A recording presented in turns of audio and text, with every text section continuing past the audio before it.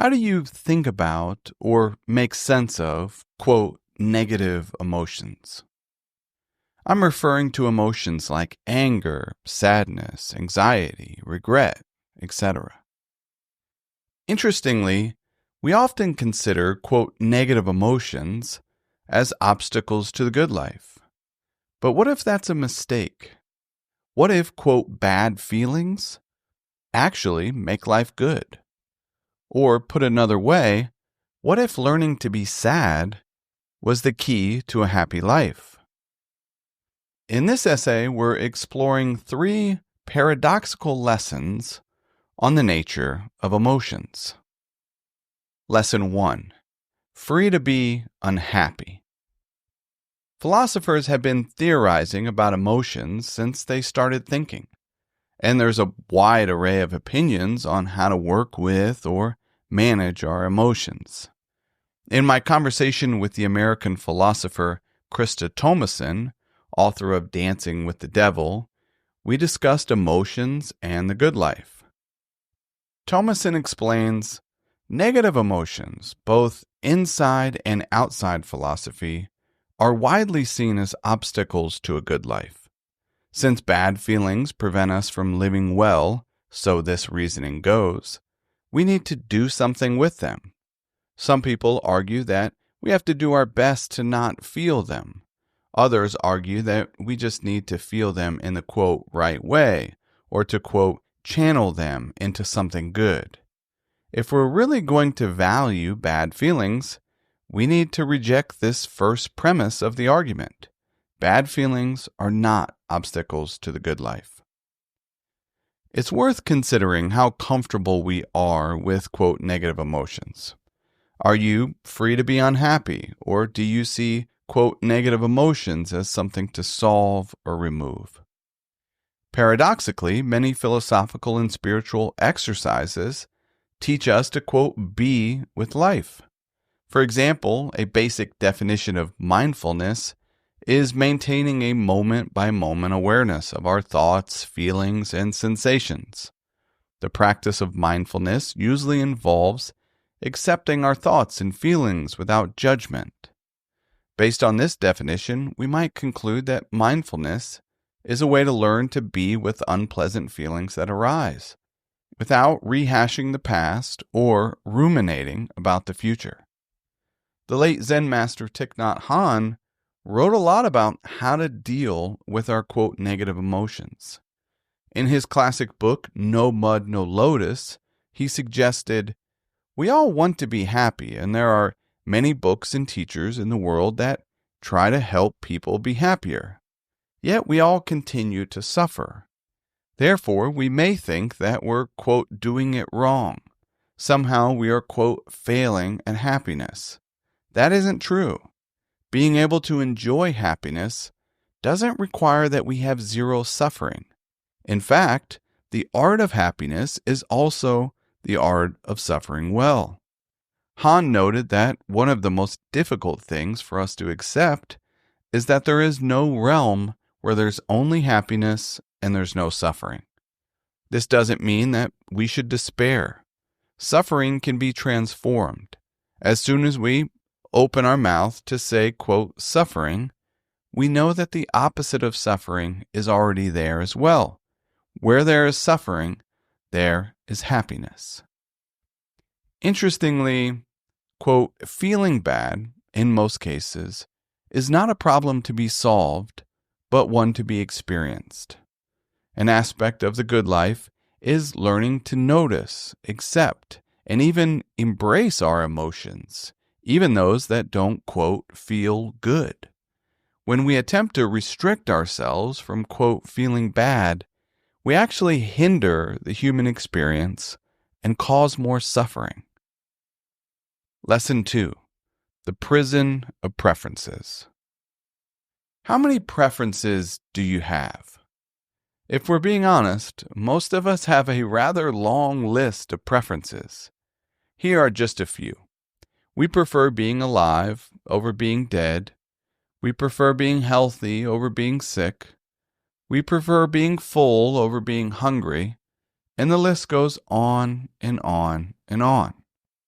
Paradoxically, our preferences create a metaphorical prison. When life doesn't unfold according to our preferences, we experience suffering. How does this relate to emotions, you might ask? Many of us prefer being happy over being sad. Therefore, when sadness inevitably arises, we tend to avoid and suppress it. In my interview with the English journalist Helen Russell, author of How to Be Sad, we spoke about how sadness happens to us all, sometimes in heartbreakingly awful ways. Yet, in much of the world, we're pretty poor at handling it. Russell explained, if we aim to avoid sadness, even a little, we limit our existence and put ourselves at greater risk of normal sadness tipping over into something more serious. Suppressing negative or depressive thoughts to the extent that many of us probably do on a daily basis has been proven to backfire spectacularly, resulting in depressive symptoms, according to studies.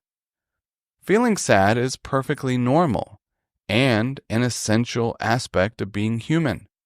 Sadness and other, quote, negative emotions are part of life and therefore must be included in what we call the, quote, good life.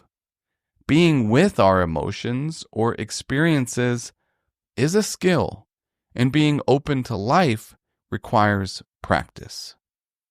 Regarding how to be sad, Russell advises, the first lesson of how to be sad is just to stop fighting it. That's it. That's all we need to do to begin with. Even when it's serious and we still have to get out of bed or care for others, fighting sadness or pretending it isn't there is not the answer. We have to feel it. Something that sounds deceptively simple, but can feel like a radical act since, quote, sadness is one of the least visible parts of everyday life. Being with our emotions relates to being where we are. The first practice is to stop running. Stress Thich Nhat Hanh. Come home to our bodies and recognize our suffering. When we notice anger or anxiety coming up, we can recognize these feelings of suffering. Hanh even proposed that we smile to our suffering and say, "Good morning, my pain, my sorrow, my fear. I see you. I am here. Don't worry." The art of living requires us to engage with life as it unfolds. When we learn to see and skillfully engage with our emotions, we begin to fully experience life and realize that happiness and suffering are not actually separate. It's important to realize that there's no such thing as, quote, positive and negative emotions. Let me explain. Positive and negative emotions are just labels or categories we've attached to emotions. The word emotion is also a label. For example, there's nothing, quote, negative about experiencing sadness. It's a normal response to life in many ways and often points to something meaningful. Our emotions are human experiences, feelings, or sensations to work with, notice, understand, and even embrace. Lesson 3. Being open to life.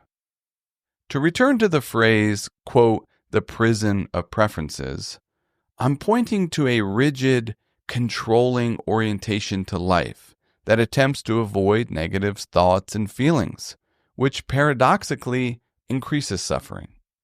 In his book, A Liberated Mind, the American psychologist Stephen C. Hayes writes, psychological rigidity is at its core an attempt to avoid negative thoughts and feelings caused by difficult experiences, both when they occur and in our memory of them. The purpose of any coping strategy is to avoid feeling a challenging emotion or thinking an upsetting thought, to wipe out a painful memory or look away from a difficult sensation. The long-term outcome will almost always be poor.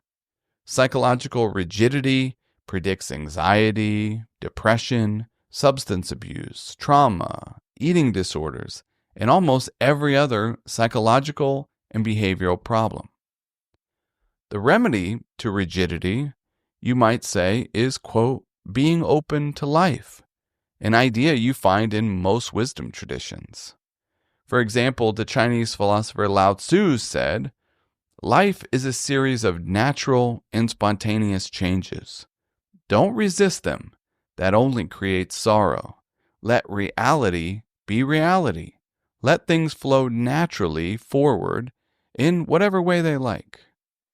Similarly, the Stoic philosopher Epictetus advised, "Don't ask for things to happen as you would like them to, but wish them to happen as they actually do, and you will be all right." Regardless of how one conveys the idea, it's critical that we learn to be open to life, especially when it comes to emotions. Hayes explains that acceptance is the full embrace of our personal experience in an empowered, not in a victimized state. It's choosing to feel with openness and curiosity so that you can live the kind of life you want to live, while inviting your feelings to come along for the ride. Strangely, by inviting our feelings, we can begin to free ourselves from the bondage of suffering. In her book, Welcoming the Unwelcome, Buddhist nun Pema Chodron says that the Buddha's main concern was helping people become free of suffering. Chodron explains that the Buddha spoke a lot about the importance of working with one's ego. But what did he mean by, quote, ego? There are various ways to talk about this word, but one definition I particularly like is that which resists what is. Ego struggles against reality, against the open-endedness and natural movement of life. It is very uncomfortable with vulnerability and ambiguity, with not being quite sure how to pin things down. It's essential that we recognize and align our lives with the eternal truths of the world. For example, life is uncertain, and if one of our, quote, preferences is to live in a certain world, we're resisting reality, and we're attempting to swim against the flow of life. In closing, the paradox of emotions is that what we resist actually persists. The, quote, negative emotions we attempt to avoid or suppress actually fester beneath the surface of our inner lives. Life is hard, and we must be open to happiness and heartbreak, as well as success and setbacks. We must be free to be happy and unhappy. We should never forget the role emotions play in the human experience. To quote the French novelist Marcel Proust, "We are healed from suffering only by experiencing it to the full."